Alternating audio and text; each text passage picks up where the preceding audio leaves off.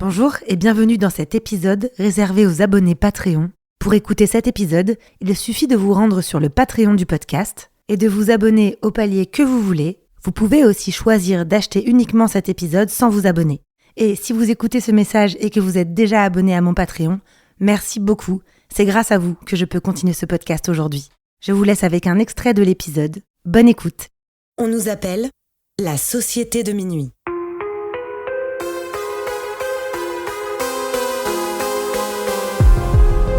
Séparément, on pourrait croire que nous sommes tous très différents les uns des autres.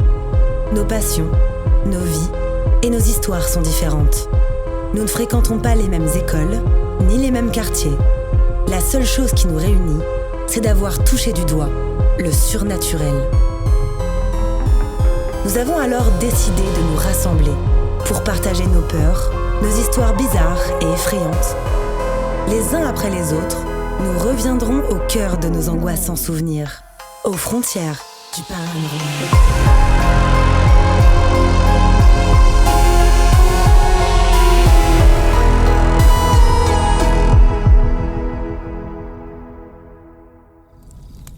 Si vous écoutez cet enregistrement, c'est bien parce que, vous aussi, vous partagez cette fascination pour l'étrange. Vous êtes les bienvenus, mais attention, préparez-vous à sortir de votre zone de confort. Car les histoires que vous allez entendre se sont bel et bien produites. Adolescente, Marion découvre son magnétisme, sans chercher à l'expliquer. Devenue infirmière, elle fait l'expérience de phénomènes étranges à l'hôpital, mais aussi dans son appartement, la laissant penser qu'à chaque fois qu'une âme quitte un corps, quelque chose se produit. Peut-être même qu'une part de cette énergie reste d'une façon ou d'une autre. Cette histoire s'intitule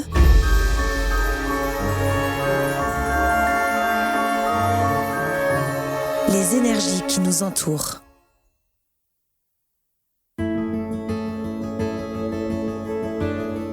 Moi, je m'appelle Marion, j'ai 35 ans. Mon rapport au paranormal, honnêtement, je pense que je l'ai depuis que je suis née. J'ai pas forcément énormément de souvenirs de quand j'étais petite.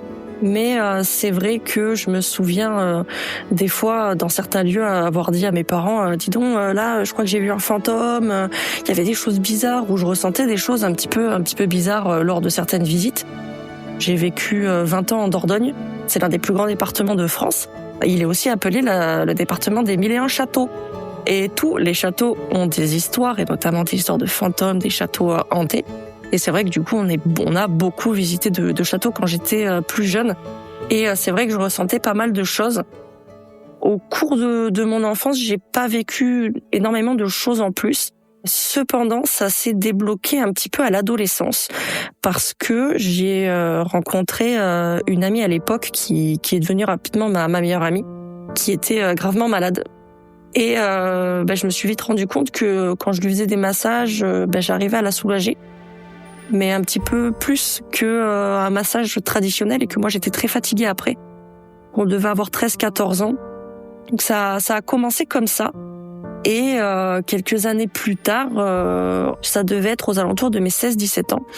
En bonne geek que je suis, j'ai commencé à m'acheter mes premiers disques durs externes, mes premiers PC de gaming. Sauf que ils n'ont jamais fonctionné normalement. Je n'ai jamais su faire tourner un jeu en ultra ou en très haute qualité. Pour autant, j'ai eu 2 PC de gaming qui sont de marques réputées et n'ont jamais fonctionné normalement. Et on avait un ami de la famille qui était informaticien à ses heures perdues. Et un jour, au décours d'une conversation avec ma famille, il me dit « Mais c'est pas possible, Marion, tu dois avoir du magnétisme. Hein. Tu peux pas faire bugger les appareils électroniques comme ça. Tu dois avoir quelque chose. » Moi, je me dis « Non, moi j'ai pas de chance. Voilà, c'est juste que j'ai pas de chance avec les appareils électroniques. Ça bug, c'est comme ça. » Bon.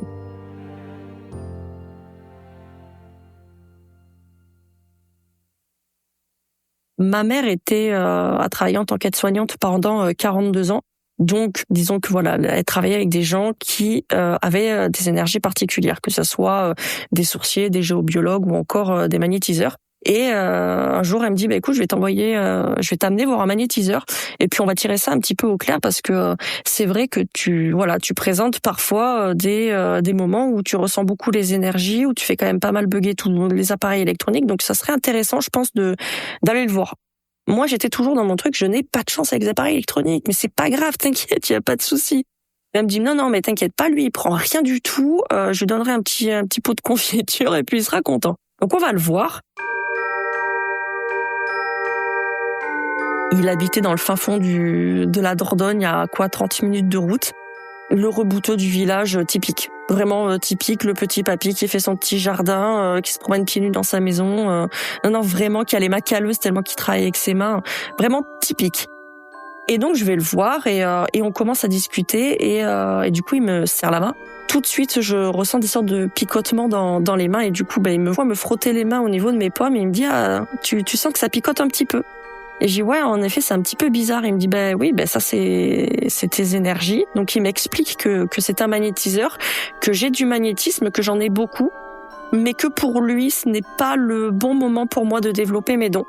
Et il me dit tu verras, toi tes dons, tu les développeras aux alentours de tes 35-40 ans. Donc spoiler alert, j'ai 35 ans, ça devrait pas tarder à arriver. Moi, de ce que je me souviens, il m'a expliqué que j'étais trop jeune pour développer ces dons et que j'en avais un petit peu trop peur actuellement et que du coup, ce n'était pas le bon moment. Cependant, il m'a donné quelques petits exercices pour un petit peu les canaliser, donc sur des citrons, sur des clémentines, donc histoire de décharger un petit peu mon don, comme il l'appelait. Moi, j'appelle ça plutôt des capacités parce que don, je trouve ça un petit peu pompeux. Et donc du coup, il m'a donné quelques exercices. Il m'a dit surtout n'en aie pas peur, laisse-toi aller, ça va venir et ça va repartir tout au long de ta vie. Mais voilà, à un certain moment, ça va se débloquer et à ce moment-là, tu pourras commencer à le travailler. Moi, je dis ok, vas-y, pas de problème. Mais c'est vrai que ça me faisait un peu peur parce que le souci, c'est que le peu de fois où j'avais pratiqué le magnétisme, ça m'avait énormément fatiguée. Et il m'a pas du tout parlé de protection à ce moment-là. C'est un très bon rebouteux, mais il était pas fait pour moi. Enfin, il était pas fait pour moi. C'était pas, on matchait pas, on va dire tous les deux. Donc, mais voilà, il m'a pas du tout parlé de protection. Il m'a juste dit que j'avais du magnétisme, qu'il fallait pas que j'en aie peur et que ça se débloquerait à un moment donné. Je pense que d'un certain côté, ça me faisait peur parce que je voyais que, je pense qu'inconsciemment, je voyais que ça me fatiguait. Mais je me suis dit, ok, vas-y, très bien. Ok, bon, c'est cette explication, merci, au revoir, bonne journée. Et moi, je reprends le cours de ma petite vie tranquille. Il faut savoir qu'à ce moment-là, j'étais au lycée et en parallèle de ma terminale, donc je préparais le concours pour passer les concours d'infirmière, concours que j'ai eu à 17 ans. Et donc, directement après le bac, je suis allée faire mes études dans une charmante ville qui est Limoges.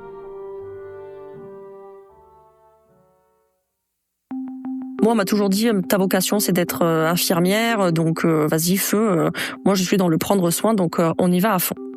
Au sortir de mes études, donc j'avais quasi 22 ans, j'ai commencé directement ma carrière d'infirmière dans un service de réanimation polyvalente et j'ai déménagé à Tarbes, donc vraiment la porte des montagnes. Et donc c'est vrai que à l'époque, t'as 22 ans, tu sors des études d'infirmière, t'arrives en service de réanimation, donc c'est un service qui est très lourd. Les gens, pour la plupart, ils ont déjà un pied dans la tombe quand ils sont dans notre service pour grossir volontairement le trait. C'est des prises en charge qui sont très lourdes, qui sont très compliquées, que ça soit prise en charge par rapport aux patients, mais par rapport à la famille. Et c'est vrai que moi, j'avais pas du tout eu l'habitude de ça, donc j'ai été formée et accompagnée par l'équipe par rapport à ça. Et c'est vrai que j'avais très peu côtoyé la mort jusqu'à présent. Bien sûr, j'ai mes grands-parents qui sont décédés à un âge assez jeune, mais j'étais trop jeune pour m'en rendre compte. Et donc, je savais pas trop, moi, ce qui se passait à ce moment-là. Bien sûr, je croyais aux esprits, je croyais aux fantômes, mais pour moi, quand tu mourais, tu mourais. Finalement, il se passait pas vraiment grand-chose. Je regardais des vidéos sur YouTube, on l'a tous fait, Taps, Ghost Adventures, mais pour moi c'était pas forcément en rapport avec la mort, c'était des fantômes qui se baladaient comme ça, qui avaient pas fini quelque chose dans leur vie et donc du coup qui restaient là, mais je le reliais pas en fait avec ma réalité à moi. C'était la réalité des autres, mais c'était pas relié à ma réalité personnelle. Je suis quelqu'un d'assez ouverte d'esprit, mais j'ai quand même un côté sceptique et rationnel. C'est-à-dire que quand il va se passer quelque chose, je vais pas tout de suite foncer tête baissée en disant c'est paranormal. Je vais d'abord essayer de le débunker parce que je trouve que c'est un petit peu trop facile à mon sens et on a un petit peu trop de biais de confirmation par rapport à ça. C'est bien d'apporter de la nuance et un esprit critique. Et il faut savoir que le service de réanimation dans lequel j'ai travaillé, il était très vieux, c'est-à-dire qu'il avait 25 ans, il était dans son jus, il n'avait jamais été refait. les appareils électroniques, donc tout ce qui va être respirateur, tout ce qui va être scope. Donc les scopes, c'est les petites télés que tu vois dans les séries ou les films, où on va voir donc le tracé cardiaque, la respiration, la tension artérielle en continu. Donc ça, on appelle ça un scope. Et tout plein de machines qui étaient reliées aux patients. La politique de l'hôpital, c'était tant que ça fonctionne, on va les garder. Mais voilà, à l'époque, le Wi-Fi, le Bluetooth, c'était pas du tout utilisé dans le service. Tout était relié en câble Ethernet bien plombé. Donc en termes d'interférence, c'était assez rare qu'on en ait. En discutant un petit peu avec mes collègues et en travaillant autant de jours que de nuits, je me suis rendu compte que parfois, notamment la nuit, il se passait un petit peu des choses un petit peu curieuses dans le service. Des patients qui nous expliquaient voir des ombres parfois la nuit. Bon, quand il s'agit d'un patient, tu peux te dire qu'il décharge toutes les drogues qu'on lui a administrées et donc qu'il a des hallucinations. C'est tout à fait entendable et ça existe. Mais bon, quand il s'agit de 2, 3, 4, 5 patients sur plusieurs semaines, parfois tu peux te poser certaines questions. Donc ça a commencé comme ça et du coup ça a commencé à m'intriguer. Et au fur et à mesure de ma pratique, donc je dirais 1 à 2 années plus tard, donc j'avais pris quand même beaucoup de maturité, j'avais quand même une certaine expérience dans ce service. Je me suis occupée une après-midi d'une patiente, une prise en charge assez compliquée parce qu'on savait qu'elle allait décéder. Malheureusement, il y avait plus rien à faire. Mais voilà, on faisait en sorte qu'elle ne souffre pas. Elle était plongée dans le coma de façon artificielle, donc elle était déjà bien endormie. On faisait en sorte qu'elle ne souffre pas par tout un tas de drogues qu'on lui administrait. Quand je dis drogue, je parle de médicaments, bien sûr. C'était une prise en charge qui était quand même assez lourde et c'était une après-midi vraiment typique pluvieuse, grisâtre, un petit peu morose, qui était un petit peu dans le ton de la prise en charge que moi je faisais cet après-midi-là. Et il faut savoir que cette patiente, c'était la tante d'une collègue à moi qui travaillait ce jour-là. Donc, ça a rajouté une ambiance très particulière et triste finalement dans le service. Donc l'après-midi passe, la famille va et vient dans la chambre et il devait être à peu près 17h. Et la famille me dit, écoutez, on va prendre l'air, on reviendra vers 20h30 à peu près. Je suis ok, très bien, écoutez, prenez votre temps, nous on est là, il y a pas de souci. Ma collègue à ce moment-là n'est jamais rentrée ou très très peu dans la chambre. Elle était elle se concentrait sur la prise en charge de ses patients parce que c'était vraiment très difficile pour elle. Et à partir de 17h30, tous les appareils électroniques dans la chambre se sont mis à déconner. Le respirateur qui sonnait des alarmes que je n'avais jamais vues. Le scope qui s'éteignait, se rallumait sans aucune raison apparente. Les pousse-seringues qui servaient justement à administrer les médicaments qui maintenaient la personne endormie et sans souffrance, qui déconnaient également. Tout ça à peu près sur de 17h30 à 19h30, 20h. C'est-à-dire que je suis restée dans la chambre pendant 2h30 à brancher, débrancher, rebrancher les appareils, à les éteindre, à les rallumer, à essayer un petit peu de résoudre ces problèmes. Problèmes que je n'avais jamais eu en 2 ans d'expérience dans ce service. Ça a été un moment assez compliqué puisque en même temps la personne, moi je voyais bien qu'elle était tranquillement en train de partir. Ça a été 2 heures, 2h30 assez long et assez difficile parce que j'ai dû jongler entre cette chambre et mes autres patients. Et je n'ai pas du tout demandé de l'aide à ma collègue à ce moment-là puisque c'était sa tante et je voulais pas l'embêter avec ça et j'ai fait ce choix de rester un petit peu dans la panade. C'est la seule fois de toute ma carrière dans ce service-là où tous ces appareils ont déconné simultanément avec des erreurs que je n'avais jamais vues. Et puis vers 20h, je me suis rendu compte que la personne était vraiment en train de partir. Donc j'ai appelé ma collègue, je lui ai dit appelle ta famille parce que là je pense que ça devrait pas tarder, est-ce qu'ils veulent être là ou non? Et est-ce que tu veux m'accompagner dans la chambre? Et du coup à 20h la personne est partie.